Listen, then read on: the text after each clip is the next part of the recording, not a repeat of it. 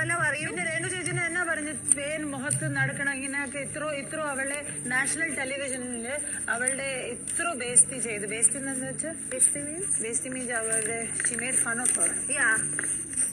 അതിന് എന്ത് പറയാ രേണു ചേച്ചിന് നടക്കുന്നുണ്ട് പേന് മുഖത്ത് നടക്കും, മുഖത്ത് ഒട്ടിച്ച് നടക്കും. അവർ ഇത്ര പാവത്താനാണ്. അവരോട് തലയും ചൊറിഞ്ഞാൽ ഇംഗ്ലീഷിൽ എന്തോ പറഞ്ഞ് നോണ പറയണം. എന്ത് മെമ്പർഷിപ്പ് ഫ്രീ ആണ്. അവിടെ ഒരാള് പുറത്ത് കാണുന്നുണ്ടല്ലോ. അപ്പൊ അത് കൊള്ളാവോ ഇങ്ങനെ പ്രാകണം? എല്ലാ ചെറുക്കന്മാരെ പറയും നിന്റെ വൈഫ് നിന്നെ വിട്ടു പോകും, നിന്റെ പെണ്ണിനെ എങ്ങനെ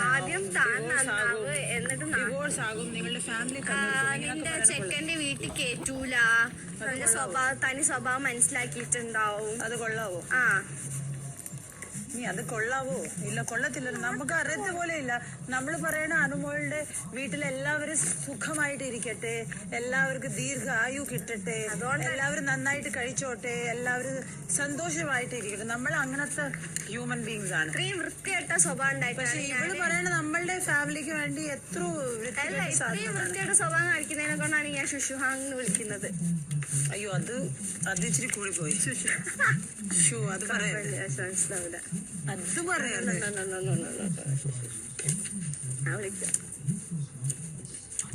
അത് നീ എങ്ങനെ പറഞ്ഞു?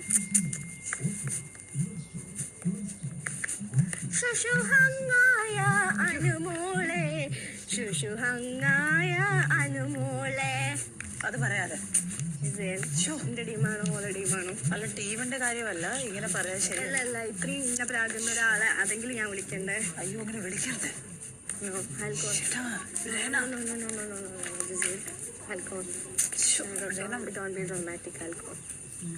അറിയല്ലേ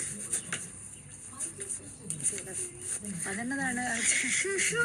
അത് പാവ എന്താണ് അത്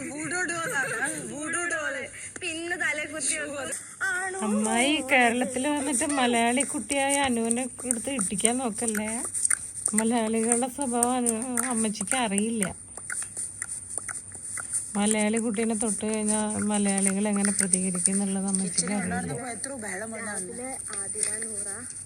ഹിന്ദിയിൽ പോയതല്ലേ, പിന്നെ അവിടുത്തെ കുറ്റം പറിച്ച് ഇങ്ങോട്ട് തന്നെ അവിടെ നിന്നൊന്നും കിട്ടിയില്ലേണാവോ കാശൊന്നും. വീണ്ടും ഇങ്ങോട്ട് എഴുന്നള്ളിയിരിക്കുക, ഇവിടെ നിന്ന് നക്കാപ്പിച്ചോട്ടെ.